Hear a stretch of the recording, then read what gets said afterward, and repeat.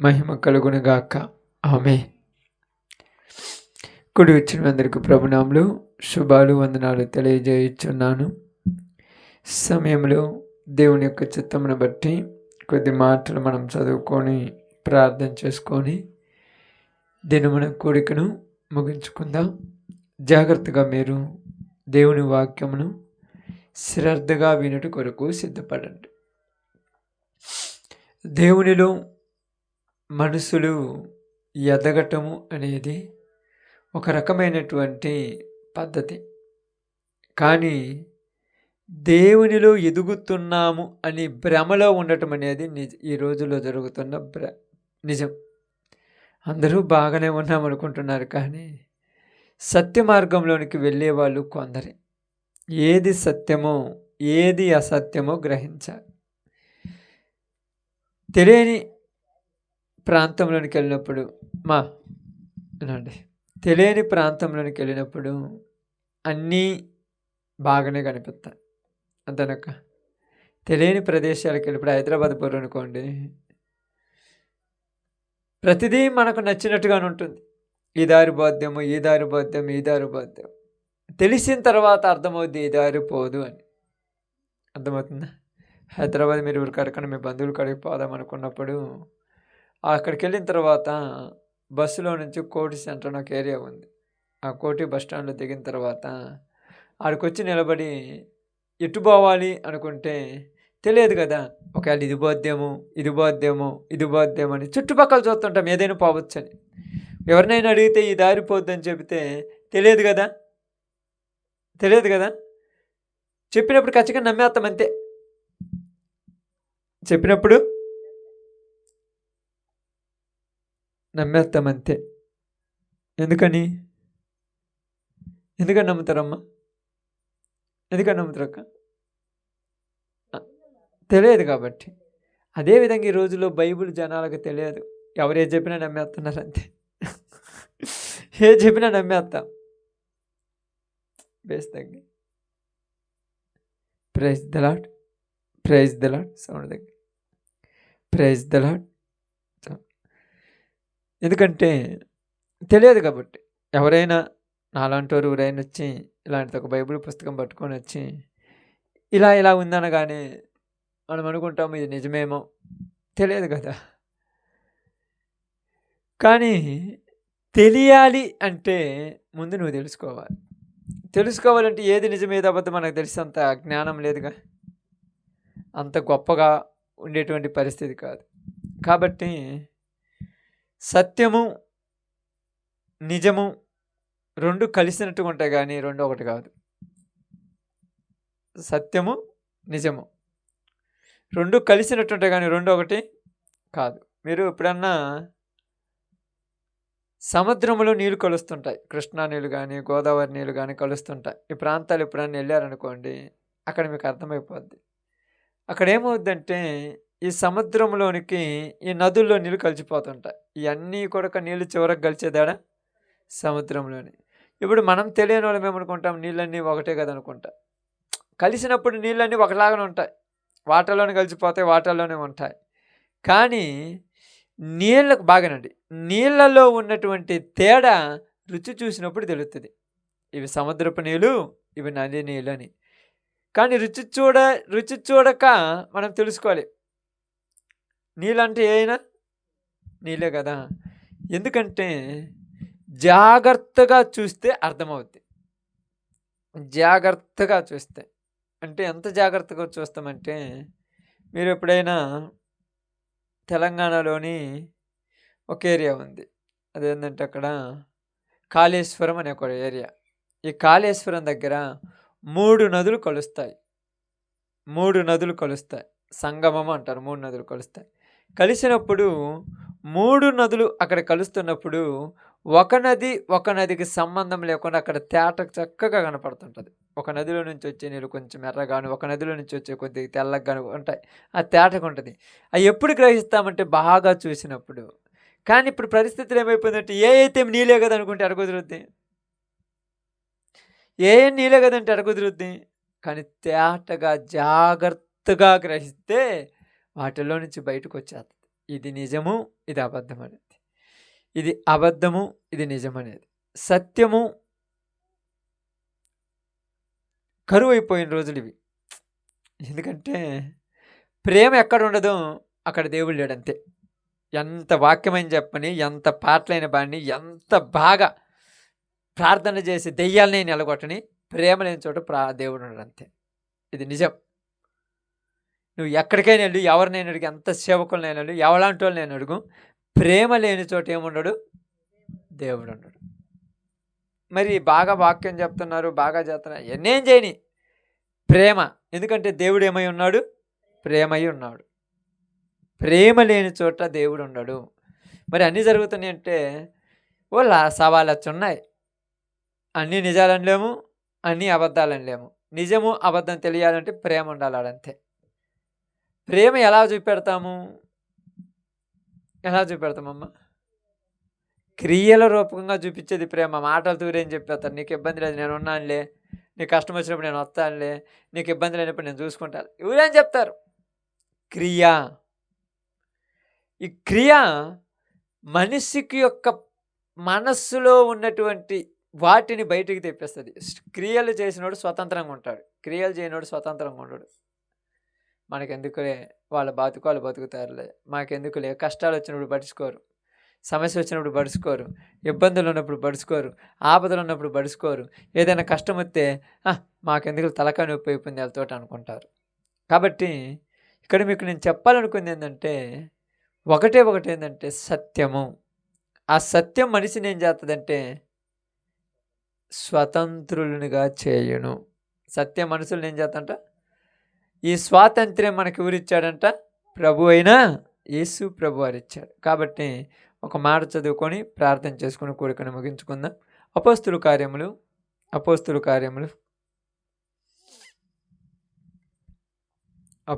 కార్యములు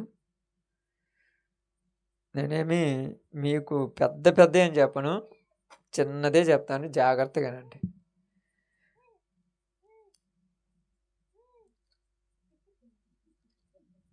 అపోస్తుల కార్యములు 16వ అధ్యాయము 16వ అధ్యాయము అపోస్తుల కార్యములు 16వ అధ్యాయము 26వ వచనాన్ని జాగ్రత్తగా చదువుదాం.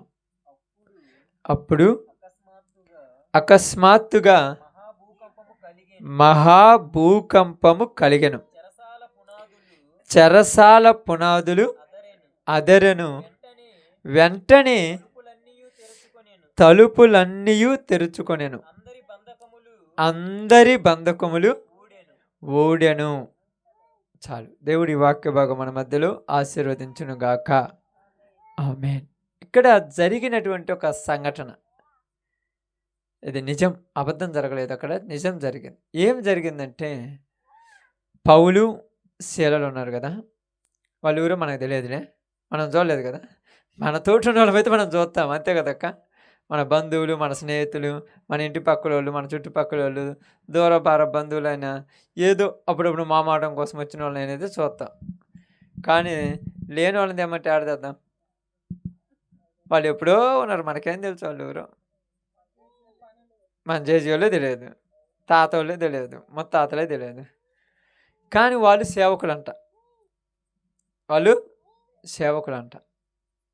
తెలియదు కాబట్టి అనుకుందాం, కొద్దివాడి బైబిల్లో రాయబడింది కాబట్టి నమ్ముతున్నాం, సేవకులంట.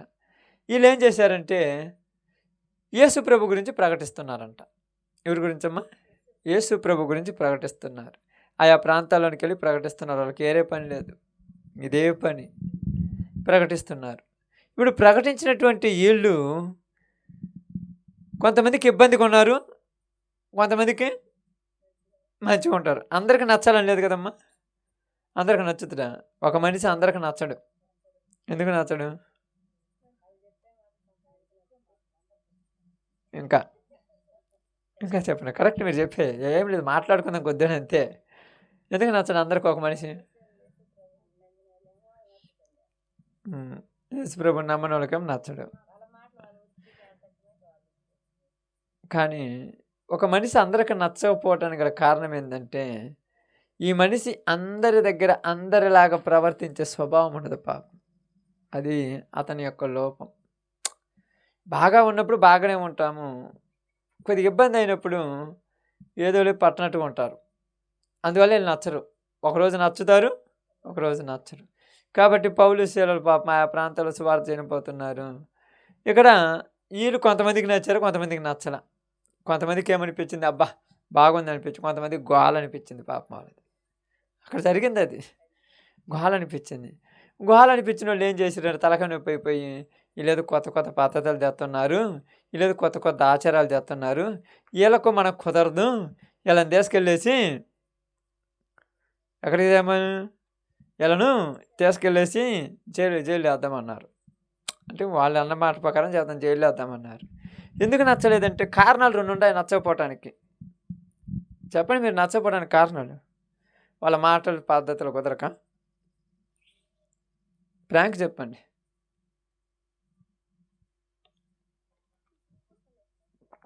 మనకి ఇష్టం వచ్చినట్టు నడుచుకోకుండా. నచ్చకపోవటానికి బలమైన కారణం ఒకటి ఉంది బైబిల్లో. ప్రారంభం నుంచి కులాలను చూసి నచ్చేవాళ్ళు కొందరు, మతాలు అంటే ఇంటి పేర్లను చూసి నచ్చేవాళ్ళు కొందరు, జాతులను చూసి నచ్చేవాళ్ళు కొందరు ఉన్నారు అక్క. ఇది బయటకు రాదు ఈ రోజుల్లో. ఈ రోజులలో కులాలకు మతాలకు జాతులకు విలువిచ్చే రోజులు వచ్చాయి. ఇది ఇప్పటి నుంచి వచ్చింది అనుకోండిరా. మరి ఇప్పుడు వచ్చింది అనుకుంటే ఎడ కుదురుద్ది. ఇప్పుడు ఏమంటాడు, మనోడైనా వాడు తప్పు చెప్పినా మనోళ్ళేరా పానీరా, వాడినేది పొద్దుగోకులో మాట్లాడతాం, వాడేంది కావాలని చెప్పిండా. పరాయోడు మంచి చెప్పినా వాడేంద్ర పనవాడు కాదు అసలు, వదిలే, అంతే కదా. ఎందుకంటే వాడు వచ్చి మన ఇంట్లో కూర్చోవటం ఏంది, వాడింటి మన కాడ పోదంటం ఏంది, వాడు వచ్చి మన దగ్గర పెత్తనం చేయటం ఏంది, ఏడేంద్ర రావటం అసలు వద్దుపోమన్నారనమాట. అక్కడ అదే రాయబడింది. మనం రోమీలమై ఉండగా యూదులైన వీళ్ళు వచ్చి మన పద్ధతులు మార్చమని చెప్తున్నారు, మనకు నచ్చడా. ఆ తర్వాత మీరు చదువుకుంటే అక్కడ అట్నే ఉంది. మీకు నేను ఎక్కువ చూడు చాలా రోజుల నుంచి మీకు చెప్తున్నాను కదా వాక్యము, నేను బైబిల్ ఎక్కువ చదివాను. నేను చదివింది మొత్తము ఒక చిన్న కథగా మీకు చెప్పడానికి వస్తాను. మీకు అర్థం కావాలి కదా పాపం. చదవమంటే మీరు ఏం చేస్తారు, మేము ఇక్కడ చదువుతుంటే అంతకంటే ఎక్కువ చదువుతారు వీళ్ళు. అంతే, బడికి ఎవరు పడరు, బడి కూడా బాగుండు పాపం. అప్పుడు నచ్చలేదు రక బడి, అసలు నచ్చలే బడి. అందరు ఇటు పక్క ఆ కలుపులు ఆ క్యారేజీలు తీసుకొని పోయి పోతే ఏంటంటే చాలా బలి ఉంది. అప్పుడు ఇక బడి ఆడింది, అప్పుడు బడి లేదు, ఏం లేదు. మరి అంత బాగుంటుంది. అదే జరిగింది ఇక్కడ పాపం. మేమేంది రోమిలు మేని వీళ్ళు మన కాడికి వచ్చి కొత్త పద్ధతులు నేర్పిస్తున్నారు, వీళ్ళు మనకు నచ్చలే. ఈరోజు నచ్చరు పాస్టర్లు ఊరికి చాలామందికి. నచ్చుతారమ్మా, ఎందుకు నచ్చట్లేదు?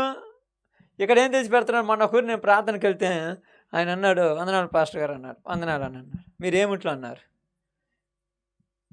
నేను నాకేం మైండ్ బ్లాక్ అయిపోయింది. ఏమిట్లేంది, మేము పాస్టర్ము, మరి ఏమిట్లో అనేది ఏంది. నేను చెప్పాను, మేము ఏముట్లం కాదులే, మేము మనుషులు అన్నాను. ఎటకారంగా చెప్పగాక అన్నాడు ఆయన. మాకు తెలియదు నువ్వు మనుషు అని, మీరు ఏమిటో చెప్తే అయిపోద్ది. మీ ఇంటి పేరు ఏం చెప్పమంటారు. మా ఇంటి పేరు రాగి అని చెప్పి. రాగోళ్ళు మాలో లేరే, ఎవరో మనకు అవన్నీ వద్దులు అక్క, అవన్నీ ఎన్నిటితో మనకు వద్దు కదా, లైవ్లో పోతుంది వద్దులు బాగుండదులే. రాగోళ్ళు మాలో లేరే, మీరు ఊరే చెప్పమన్నారు. మేము ఎవరో ఒకళ్ళం లేదు. తర్వాత సంగతి గోల ఎందుకంటే తర్వాత వేరే పాస్టర్ దగ్గర పోయి కనుక్కున్న తర్వాత అప్పుడు అంటున్నాడు, అవునా రేపు ముంచి మన వాళ్ళు ఎంతమంది ఉంటే వీళ్ళు ఎందుకు పక్కన వాళ్ళు మనకు, వాళ్ళోళ్ళే చెప్పాలి, వాళ్ళోళ్ళు కూర్చోవాలి, వాళ్ళోళ్ళు అయితే బాగుంటుంది, వాళ్ళోళ్ళకి బో పెట్టవచ్చు, వాళ్ళోళ్ళకి తిండి పెట్టవచ్చు, వాళ్ళోళ్ళని అసలు ఎంత ఉందో తెలుసా. అసలు చరిత్ర ఏమైపోయింది, బైబిల్ ఎక్కడ పోయిందో పోలేదు పాపం చాలామందికి. అంటే ఇప్పుడు ఎందుకు చెప్తున్నానంటే చాలామందిని దేవుణ్ణి ప్రేమించడం పక్కన పెట్టేసి మనుషుల్ని ప్రేమించడం ఎక్కువ అయిపోయింది ఈ రోజుల్లో. అందుకని ఇక్కడ జరిగింది ఏంటంటే వీళ్ళు ఏమంటున్నారంటే, అక్కడ మాట చదువు ఒకసారి అర్థం కావటానికి. ఈ మనుషులు యూదులై ఉండి రోమీలుమైన, వాళ్ళేమో యూదులు, మనమేమో కుదురుద్దా మామూలు విషయం అనుకున్నారా ఏమో. కాబట్టి మనం అంగీకరింపని పద్ధతిలో చెప్తున్నారు. వీళ్ళను నెట్టేస్తే మళ్ళీ వస్తారు సిగ్గులేని వాళ్ళు కదా. నిజమక్క. అక్కడ అలాగనే ఉంటుంది. సిగ్గులేని వాళ్ళు కదా. ఈరోజు పొమ్మన్నా మళ్ళీ సిగ్గు లేకుండా వస్తారు. వీళ్ళ నెట్ట కాదు, తీసుకెళ్ళి జైల్లోనే ఒక రంగ రాకుండా అన్నారు. ఏమన్నారు? తీసుకెళ్ళి జైల్లో నొకమన్నారు. ఇంక తీసుకెళ్ళి వేసారు, జైల్లో వేసారు. జైల్లో ఎలా వేసారు? వీళ్ళు ఏం మానభంగాలు చేసిర్రా? మర్డర్లు చేసిర్రా? ఎవరిళ్ళను దోచుకున్నారా? కాళ్ళకు చేతులకు ఒక పెద్దది కాడిమాలి అంటున్నాడు చూడు, 2 బెజ్జాలు పెట్టి ఈ చేతులు వాటల్లో పెట్టి కాళ్ళు వాటల్లో పెట్టి వాటికి తాళాలు వేసి కాళ్ళు చేతులు కదిలాడకుండా ఆ బోండాలలో కట్టి పడేశారు పాపం. చేతులు ఎత్తా కాళ్ళు ఎత్తా కూకోవాలన్నా లేయాలన్న పాపం ఏం లేదు. ఇప్పుడు పాపము మీరు చూడండి, పాపము చెమట పోతుంది కాబట్టి ఎట్ట ఇసురుకున్నారు. వాళ్ళకి ఇసురుకోవడానికి కూడా లేదు పాపం. ఎందుకు? కట్టేసారు కదా. కాళ్ళు 2 బొక్కలలో వేసి తాళం వేశారు, చేతులు 2 ఎట్టు పెట్టి తాళం వేశారు. ఇంకేడ తీసుకుంటారు వాళ్ళు? వాళ్ళకి ఏమైనా ఫ్యాన్ ఉంది ఏముంది? ఆ లోపల కూర్చొని వాళ్ళు ఆ బంధకాల్లో కూర్చొని ఏం చేస్తున్నారు? ప్రార్థన చేసి పాటలు పాడుతున్నారు. అంతేనమ్మా? కరెక్ట్ చెప్పినమ్మా. నోరే కదుంది, ఇంకేం లేదుగా. ఇంకేమి లేదు. ప్రార్థన చేస్తున్నారు, పాటలు పాడుతున్నారు. చేతుల్లో చప్పట్లు కొట్టడానికి కుదురుద్దా? ఇప్పుడు ఏం చేస్తున్నారు మన వాళ్ళు? చప్పట్లు కొట్టకపోతే వేసేరాడంట. మరి వాళ్ళు ఏం చప్పట్లు కొట్టిర్రు? నేను చెప్పేది జాగ్రత్తగా రండి. మరి ఇప్పుడు లేచి చేతులు ఎత్తి స్థుతించకపోతే కుదరదంట. వాళ్ళు వేయాలంటే కాళ్ళకు బాండాలు ఉన్నాయి కదా, మరి అట్టా? మరి ఇప్పుడు వాళ్ళ కాడికి యేసు ప్రభు వచ్చినా రాలేదా? దేవుడు ఆత్మ వచ్చింది లేదా? వచ్చింది కదా. మరి ఎందుకని మరి ఇప్పుడు అంతా అంటే ఒక భ్రమలోనికి తీసుకుపోవడానికి మనం కూడా ఏమనుకుని తెలిసి ఇది బాగా ఉత్సాహం ఉంది, ఇదేదో బాగా కానీ అని ఒక రకమైనటువంటి ఎంటర్టైన్మెంట్ ఉంది, ఇది బాగుంది అనుకుంటారు పాపం. కాబట్టి ఇక్కడ బాగా గమనించి ఆలోచిస్తే నోరుతో ఏం చేస్తున్నారు? స్తుతిస్తున్నారు. ఇప్పుడు వాళ్ళు ఉన్నది కష్టాల్లోనా సంతోషంలోనా? కష్టాల్లో ఉంటారు. కష్టాల్లో ఉంటే ఊరికన్నా స్థితి వస్తుంది అక్క? నిజంగా చెప్పండి అక్క. అమ్మా, కష్టాలు ఉంటే ఊరికన్నా స్థుతిస్తారా? మీరంతా చెప్పింది నిజమే చెప్పాలి. ఇప్పుడు మాటం లేకుండా ముద్దుగా పద్ధతిగా మాట్లాడుకుందా అంతే. ఏదైనా కూడా ఫ్రీగా మాట్లాడుకోవాలి. ఎందుకు అంటారు లోపల దాచిపెట్టుకోవడం, బయట దాచిపెట్టుకోవడం, ఎందుకు ఉన్నట్టు మాట్లాడుకోవాలి. కష్టాలు ఉంటే ఊరికన్నా ప్రార్థన వద్దక్క. మెయిన్ మళ్ళీ చెప్పిన ఒక్క ఎవరికన్నా చెప్పడానికి పోతారు. వీడు ఇట్టోళ్ళు మన ఇద్దరు మంచి వాళ్ళం అయితే మన ఇద్దరం తెచ్చుకోవచ్చు. లోపల ఇద్దరు ఉండగా వాళ్ళు మాట్లాడుకోకుండా పోయి ప్రార్థన చేయటం మొదలు పెడుతున్నారంటే వాళ్ళు పనికి రాని వాళ్ళు. మనమైతే ఏం చేస్తాం? పోవటానికి లేదు రక్క వాళ్ళకు. జైల్లో నూకిరుగా, జైల్లో నొక్కున్నట్టు బాగుండు. ఆ రూమ్లో నూక్కుని ఆ తలుపులు కాళ్ళకు పెట్టేస్తే పౌలు సెల్లట ఎదురెదురునండి. మనం ఏం తప్పు చేసినాము రండి జైలు వేసిండ్రు? మనం ఏం తప్పు చేసినామా? ఏం తప్పు చేయాలి? మనం ఎందుకు జైలు వేశారు వీళ్ళు? అంటే ఇక్కడ సిచ్యువేషన్ ఏం చెప్తున్నానంటే మీ అందరికీ అర్థం కావటానికి, ఇంతలా చెరసాలలో ఉన్నటువంటి పౌలు శీలలు ప్రార్థన చేశారు, పాటలు పాడారు. మనకు కూడా ప్రార్థన చేయాలి, పాటలు పాడాలని ఎవడ కూర్చున్నప్పుడు అనిపిస్తుంది. ఇంటికాడ గొడవ పడ్డప్పుడు అనిపించదు.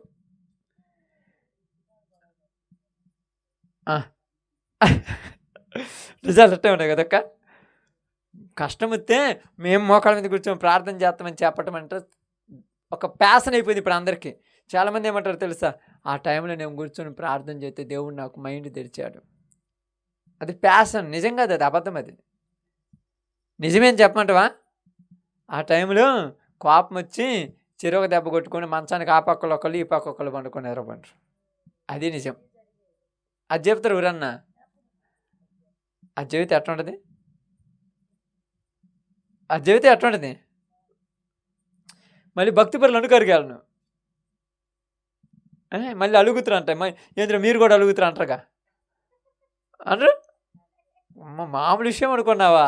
మీకు అర్థం కాల. కత్తులు లోపల ఉన్నాయి, బయటికి రానంత వరకు అది బాగుండేది. లోపల ఉన్న కత్తులు బయటకు వస్తే అర్థమవుద్ది. 2 రోజులు వచ్చి మా ఇంట్లో ఉంటే మేము ఎట్ట గొడవలు పడితే మీకు తెలుస్తుంది. మమ్మల్ని బయటకు చూస్తే ప్రకాశన్న పాస్టర్ శాంతమ్మ భలే ఉంటుండ్రే, బయట నుంచి ఊరికాను అంతే. అంతే కదా! ఇప్పుడు మెనూని కూడా ఇప్పుడు నాకు పెద్ద ఆయన ఉన్నారు. ఈళ్ళకేమి అంత వండుకొని శుభ్రంగా తిని పండుకో కానీ ఊరైనా బయట నుంచి చూసారు. వాళ్ళ ఇంట్లో కష్టాలు వాళ్ళకి తెలుసు, మనకు తెలుసమ్మా? అవునా? 2 రోజులొచ్చి మీ ఇంట్లో కూర్చుంటే అప్పుడు అర్థమవుద్ది. ఈ మనవరాల నుంచి, ఈ మనవడి నుంచి, ఆ కూతురు నుంచి, ఈ కొడుకు నుంచి, ఈళ్ళ నుంచి వచ్చే టెన్షన్స్ ఏందో కూర్చున్నోళ్ళకి అర్థమవుద్ది. బయట నుంచి వచ్చిపోయి మీకేమమ్మా శుభ్రంగా ఇల్లు కట్టుకొని, ఎవరు లేని ప్రశాంతమైన చోట ఒక గొడవ ఉండదు, ఒక తగాదా ఉండదు, ఒక ఇబ్బందులు ఉండదు. శుభ్రంగా తిని ఆ ఉన్న పింఛన్ వస్తుంది కదా! ఆ పింఛన్‌తో సరుకులు తెచ్చేసుకొని, శుభ్రంగా ఒక బియ్యం బత్త తెచ్చేసుకొని నెలంతా తినొచ్చు. మీకేమని బయట నుంచి ఊరేయను అంటరు.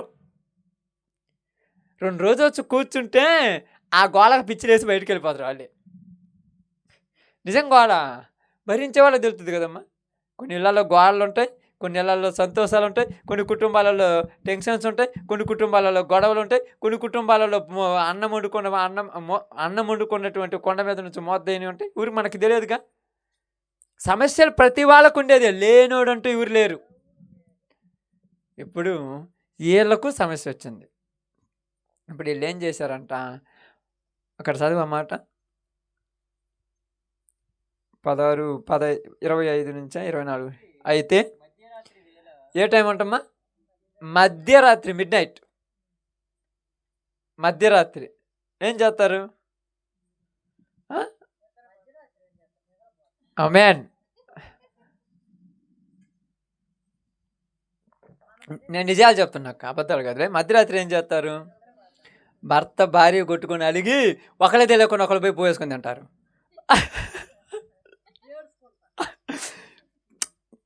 భర్తకు తెలియకుండా భార్య పోయి తినలేదు అనుకుంటాడని ఒక ముద్ద వేసుకొని కటకని మింగేసి వచ్చి పండుకుంటుంది. భార్యకి తెలియకుండా భర్త పోయి ఒక ముద్ద వేసుకొని వచ్చి కటకని మింగేసి పడుకుంటారు. ఇద్దరు తెలుసుకుంటారు. తినలేదని భర్త అనుకున్నాళ్ళే, తినలేదని భార్య అనుకోకుండా పోయిపోలా. జరిగేది ఇదే. అలిగేది మనిషి మీద, ఆకలికి తట్టుకుంటారు ఎవరన్నా. ఆ కడుపులో పిగిలి అట్టేట అన్నప్పుడు ఆ బయట పోయి కోపంలో బయటకు పోయి చూడు అంటాడు. బయట కోపంతో పోయినట్టు అర్థమైంది ఏడవ దిక్కుపోయేదని మేసిరాను. మీకు అర్థం కాదు పాపం చాలామందికి. మధ్యరాత్రి వేళ ఏం చేస్తారు తెలుసు? అలిగిన వాళ్ళు ఎవరైనా లేచి ప్రార్థన చేయరు. మధ్యరాత్రి వేళ దొంగ తొక్కులు దొక్కుతుంటాడు పిల్లిలాగా. ఏదో ఒకటి ఆకలి అనుకోండి, ఏదన్నా అనుకోండి, అక్కడ ఏదైతే అదేముంది మనకేముంది. ఆ పిల్లులు వస్తాయి చూడు మధ్యరాత్రి వేళ పాలు దొక్కటానికి, అట్లా దొంగ తొక్కులు దొక్కుతుంటారు. ఇప్పుడు వీళ్ళు మధ్యరాత్రి వేళ ప్రార్థన చేస్తారు. మధ్యరాత్రి వేళ ఇద్దరు కూడక దేవునికి ప్రార్థించచ్చు, పాటలు పాడుతున్నారంట. ఎప్పుడక్క? మధ్యరాత్రి. వీళ్ళిద్దరిదా ఇల్లు ఎలాగేమన్నా ప్రశాంతంగా ఊరికి చివరిందమ్మా ఇల్లు, అది జైలు. చుట్టుపక్కల అందరూ ఏం చేస్తారు? ఏం చేస్తారక్క? ఆ టైంలో ఏం చేస్తారు? అందరు నిద్రపోతారు. వీళ్ళు పెద్ద కిర్తం కేకలేదు, కోపం రాదమ్మా? ఏమి లేదు. 9:30, 10 దాకా ప్రార్థన పెట్టి కొద్దిగా సౌండ్ అంటే ఏయ్ అంటారు మా ఏరియాలో. ప్రతి ఏరియాలోనే ఏంది గోడ మాకు నిద్ర లేకుండా ఏమి లేకుండా. ఇప్పుడు ఇలా కడిపోయి చూస్తే 12 దాకా సెల్ ఫోన్ ఊరుకోవడం కూడా మోసుకొని ఉంటుంది. అందరూ ఇటు పెట్టి చూస్తూనే ఉంటారు సెల్ ఫోన్లు. మేమన్నా లక్ష్మీపురం ప్రాంతము ఇదేది వినుకొండ ప్రాంతం పోతుంటే 2 గంటల కాడ ఒకటి సెల్ ఫోన్ పెట్టుకొని చూస్తూ ఉన్నాడు. 12:30, 11, 12:30, 1 అయిందిలే. ఆ బసాపురం దగ్గరకు వచ్చినప్పుడు ఒకడు మంచం మీద పడుకొని సెల్ ఫోన్ పెట్టుకొని చూస్తున్నాడు. మరి ఇల్లేంది 10 కల్లా మాకు నిద్ర లేదంటున్నారు? ఇది ఎనఫ్సంపు గాల ఎక్కుద్దా? ఇది బాగలేదు. నీకేం బాగానే ఉంది.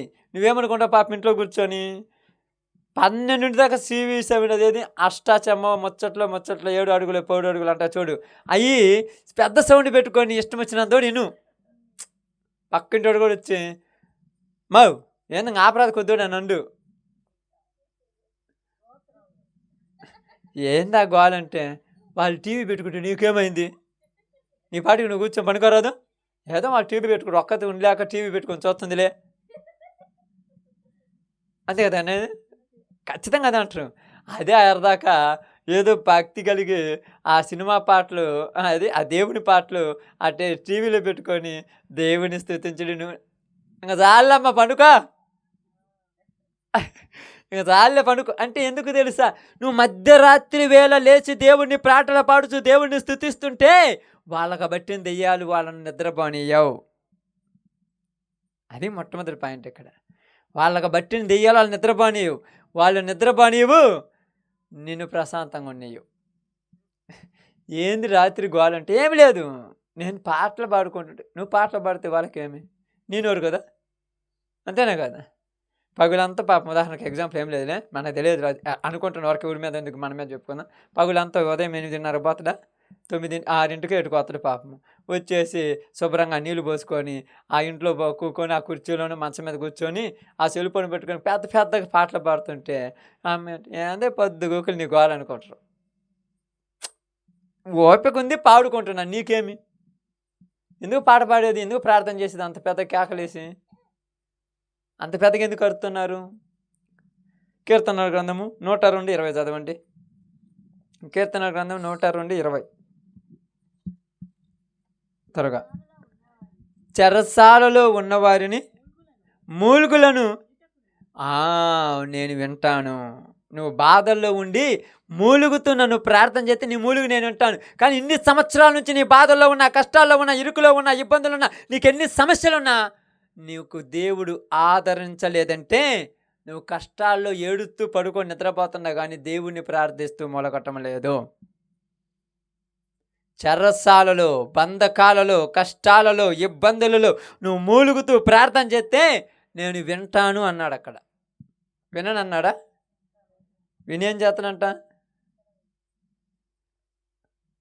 చదువు మాట అంతా. సావునకు వధింపబడిన వారిని విడిపించుటకును ఆయన తన ఉన్నతమైన పరిశుద్ధ ఆలయము నుండి వంగి చూస్తున్నాడంట. ఆ నుంచి తొంగి చూస్తున్నాడంట. ఏందిరా ఈ నా బిడ్డ ఎరకాడు ఏడుతుంది, ఈ ఎరకాడు ఏందిరా నన్ను పిలుస్తుంది, ఎందుకు పిలుస్తుందని ఆ నుంచి తొంగి చూస్తున్నాడంట. రాత్రికాల సమయం అయిందనుకోండి, అమ్మాయి అబ్బాయి పాపం వాళ్ళు పంచాల మీద పడుకొని పగులంతా ఏదో పని చేసుకొని ఉంటారు, ప్రశాంతంగా నిద్రపోతుంటే అబ్బడే పిల్లందుకు చూడు ఆ సాయంకాడ ఆహా అని మూలుగుతుందంటే కటెక్క నిద్ర మేలుకొని వచ్చి ఏమైంది అంటే అది ప్రేమ. నీ తండ్రికి నీ మీద కూడా ప్రేమ ఉన్నది. నువ్వైతే కష్టాలు బాధలు తలుచుకొని వాళ్ళని వీళ్ళని మనసులో తిట్టుకొని ప్రార్థన చేయకుండా నిద్రపోతున్నావు, అందుకని నీ సమస్య తీరట్లంతే. నేను మూలుగుతున్నాను, ఏం మూలుగు, నీ మూలిగేది.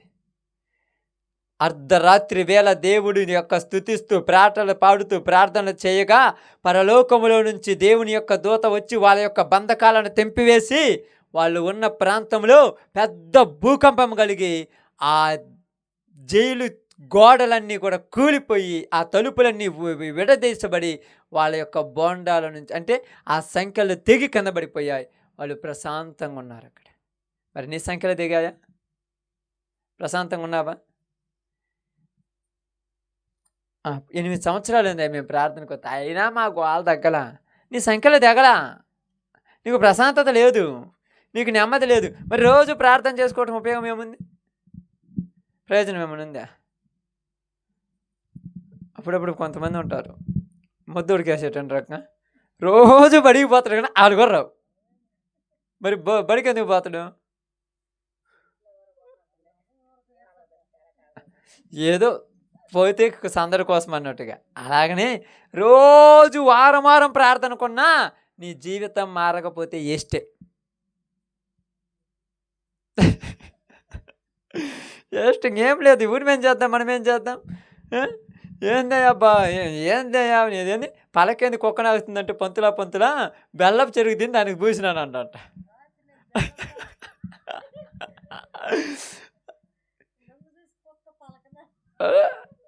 అసలు అది బాగుంది కదా. ఏందమ్మా రాత్రి మీరు గోల్ చేస్తారంటే మా పాస్టర్ గారు నవ్విచ్చినట్టే, వాక్యం గుర్తులు ఉండదు. ఆ పిల్లోడు ఇట్ట అన్నాడు, ఈడిట్ట పాడపాడాడు, ఇయే గుర్తుంటాయి. వాక్యం ఎక్కిందా? ముద్దోడు చేట్లాలాగా ఉన్నాయి కానీ జీవితాలు మారేదేమని ఉంది చాలా మందికి. పాపం నవ్విచ్చింది గుర్తుంటుంది తెలుసా? వాళ్ళు కొట్టుకుంది గుర్తుంది తెలుసా? పెట్టేటువంటి బిస్కెట్లలో నాకు పెట్టకుండా వాళ్ళే తిన్నారన్నది గుర్తుంది తెలుసా? ఫస్ట్ నాకు పెట్టకుండా వాళ్ళు పెట్టుకున్నారన్నది, ఇవన్నీ ఉంటాయి. మరి వాక్యం ఎందుకు ఎక్కలా? అసలు దాని మీద మనసు ఉంటాయి కదా.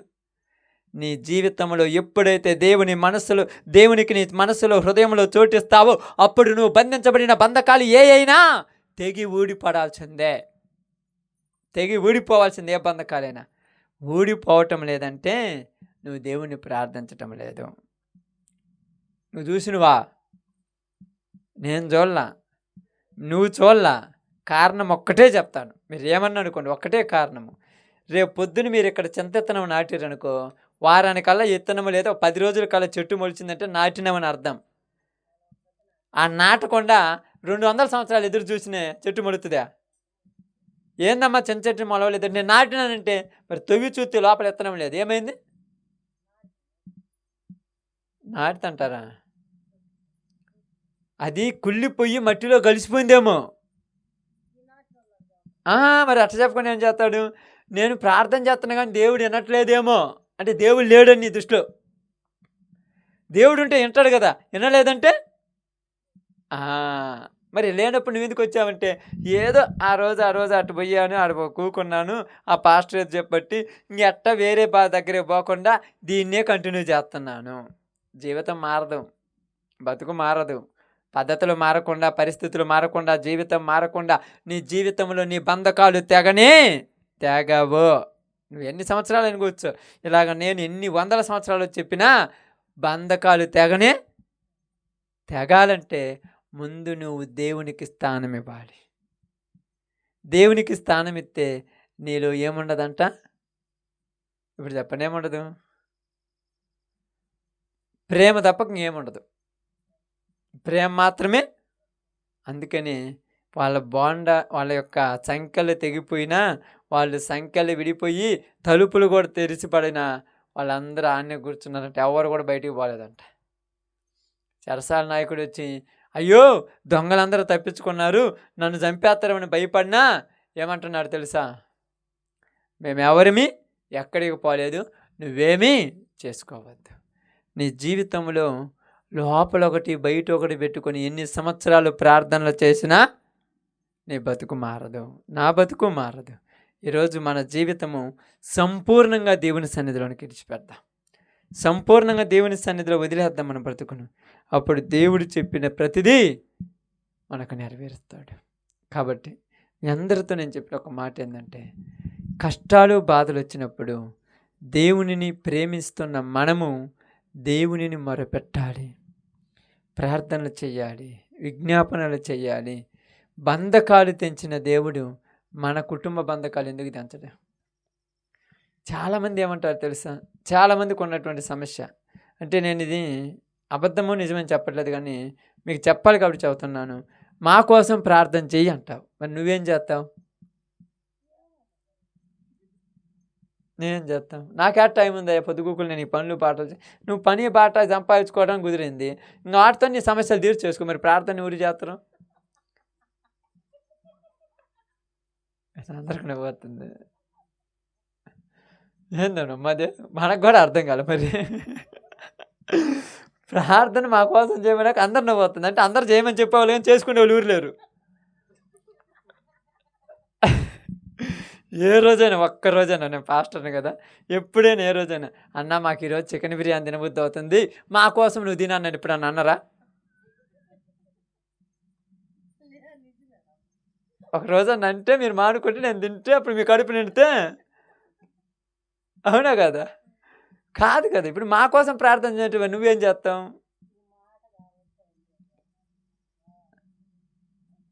అవును, మరి మాట కాబట్టి అన్నారంటే కార్యము కూడా జరిగితేనే పని జరిగేది. ఇటుకలు రాకుండా, సిమెంట్ రాకుండా, ఇసుక రాకుండా, ఇనుము రాకుండా ఇల్లు అవ్వదు. నువ్వు మోకాళ్ళ మీద కూర్చొని నీ ఇంట్లో కన్నీరు గార్చి ప్రార్థన చేయకుండా నీ కుటుంబంకు ఉన్న బంధకాలు తెగవు. నువ్వు ప్రార్థన మోకాళ్ళ మీద కూర్చోవాలి.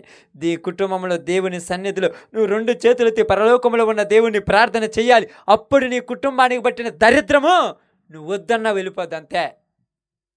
మరి పోలేదంటే నీ జీవితంలో ఏదో ఒకటి ఉన్నది, తెలియనటువంటి ఒక పెద్ద, అదేమంటారంటే పాత ఇల్లులు ఉంటాయి. ఇదివరకు పూరి గుడిసెలు ఉండే, ఇప్పుడు అందరి బిల్డింగులే. పాపం చాలామందికి పూరి గుడిసెలు ఉండే. ఆ పూరి గుడిసెలు బయట బాగుంటుంది కానీ ఇంట్లో పొయ్యిలు ఉండటం వల్ల మొత్తం నల్లగా పొగ చూరిపోయి ఉంటుంది. ఏం దిల్లెట్టుందంటే అదొక రంగు అన్నట్టుగా ఉంటుంది, అంతే కదక్క, అదొక రంగు. ఇప్పుడు అందరి హృదయాలు కూడా మత్సరము, వివాదము, కోపము, పగ, ఈర్ష్య, ద్వేషము ఇలాంటి వాటితో పొగ చూరిపోయి పైకి మాత్రం తెల్లగా సున్నం కొట్టుకున్నట్టున్నారు. పొగ సరిపోయినాయి. ఎందుకు? చికెన్ వండుతుండే, మటన్ వండుతుండే, పరమాన్నం చేస్తుండే, పప్పు చేస్తుండే, ఇవన్నీ చేసినప్పుడు అంత వండినప్పుడు ఆ కట్టెల పొయ్యితో పొగ చూరదు. ఇప్పుడు పొగ చూరకూడదని గ్యాస్ పొయ్యిలు తెచ్చి పెట్టుకున్నారులే పాపము.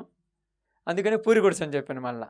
మీరు ఇప్పుడు ఇది గుర్తు కుదరదు. అంటే ఈ పొగ ఇంటి లోపల కొద్ది కొద్దిగా ఇలా అయిన తర్వాత చివరికి ఏమవుద్ది? అది నల్లగా అవుద్ది. తర్వాత నువ్వు ఎంత కడిగినా అది నేను చెప్పాలనుకో, ఎంత కడిగినా ఈ రోజులలో చాలామంది దేవుని నమ్ముకున్నామని చెప్పుకుంటున్న వాళ్ళ హృదయాలలో ఇలాంటివి ఈ పొగ కమ్ముకుపోయినాయి. వాక్యం అనేటువంటి సబ్బేసి కడిగినా కొద్దిమే పోతుంది, పూర్తిగా పోవట్లే. అది బాగా పోవాలంటే ఆ గోడను రంగేయన్నేయాలి. ఆ గోడకు ఆ పైపొర అంటారు కదా, అప్పుడు అలుగుతారు కదా కదతో మట్టితో, ఆ పైపొర తీసేసి మళ్ళా కొత్త మట్టి తెచ్చి అలకాలి. ఇప్పుడు నీ హృదయములో ఆ పాత జీవితాన్ని తీసేసి కొత్త జీవితాన్ని నువ్వు అలవాటు చేసుకోవాలి. అది చాలా కష్టం. అంటే కష్టాలు కూడా పోవటం కష్టమే, అంతే. ఊరేమన్నా అనుకున్నా నీ సమస్య పోవాలన్నా కష్టం, అంతే. మన వల్ల అవుద్దాయి అంటే దేవుడు ఏమన్నాడు? ఎవడైనా మొరపెడతాడేమో అని వాని వైపు ఏం చేస్తున్నానన్నాడు? పరలోకము నుండి వంగి చూస్తున్నానన్నాడు. ఎవరైనా మొరపెడుతూ వాళ్ళ దగ్గరికి వెళ్ళి తొందరగా వాళ్ళకి మేలు చేయాలన్నాడు. మనం అసలు మొరపెట్టలే. సమస్యను మనమే తీర్చుకోవాలనుకుంటున్నాం. నువ్వు నేను తీర్చుకుంటే మన వల్ల కాదు, దేవుడు తీర్చాలి. ఇప్పుడు వీళ్ళు బంధకాలు విడిపోయినా బయటికి పోలేదు.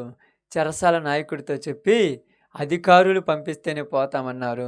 ఇలా మంచితనము ఆ చెరసాల అధిపతి నాయకులకు చెప్పగా వాళ్ళు వీళ్ళను బయటకు వదిలేశారు. కాబట్టి ఈరోజు మనందరికీ, నాకు, మీకు, ప్రతి ఒక్కరికి ఎవరైనా వింటారు వాళ్ళందరికీ దేవుడు చెబుతున్న మాట ఒకటే ఏంటంటే, నీ బంధకాలు పోవాలంటే, నీ లోపల ఉన్నటువంటి ఆ దరిద్రం పోవాలంటే నువ్వు దేవుణ్ణి ప్రార్థించాలి. అందరం చేస్తాం ప్రార్థన చేయని వాళ్ళు ఊరు లేరు అక్కడ. నిజంగా చెప్తాను, అందరూ ప్రార్థన చేస్తున్నారు. కానీ ప్రార్థన చేసే మనిషి వేరు, ప్రార్థన చేస్తున్న మనసు వేరు. చేసే మనిషి, చేస్తున్న మనసు రెండు వేరు ఉంటాయి. ప్రార్థన చేస్తున్న మనసు పొగ చూరిన ఇల్లు లాగుండదు. ఎప్పుడు వెళ్ళినా ఏందాక ఇంత శుభ్రంగా ఇల్లు ఉంటుందంటే ఏమంటే ఎప్పుడు బూజు అప్పుడు దొడుతున్నాను, ఎందుకు నా ఇంటికి పొగ చూరుద్దంట.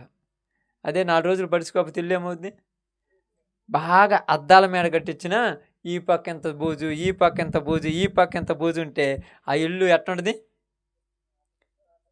రాతగా ఉంటుంది, దెయ్యాల కొంపన్నట్టు ఉంటుంది, దెయ్యాల కొంపలాగా ఉంటుంది, అదేం బాగుండదు. కాబట్టి నీ ఇల్లు నువ్వు ఎలా శుభ్రం చేసుకుంటున్నావో నీ హృదయంలోకి వస్తున్నటువంటి చెడును కూడా ఎప్పుడూ శుభ్రం చేసుకుని ప్రార్థన చేస్తే పరలోకంలో ఉన్న దేవుడి నీ మొర ఆలకించి నీకున్న బంధకము, అది ఏ బంధకమైనా, భర్త ద్వారా, భార్య ద్వారా, బిడ్డల ద్వారా, కుటుంబం ద్వారా, సమస్యల ద్వారా, అప్పుల ద్వారా, ఎలాంటి బంధకమైనా దేవుడు విడిపించి నీకును నీ కుటుంబానికి నెమ్మదిని ప్రశాంతతనిస్తాడు. అలాంటి కృప దేవుడు మనందరికీ అనుగ్రహించును గాక. ఆమేన్. అందరం కూడా తల వంచండి, ప్రార్థన చేద్దాం. అందరూ ప్రార్థనలు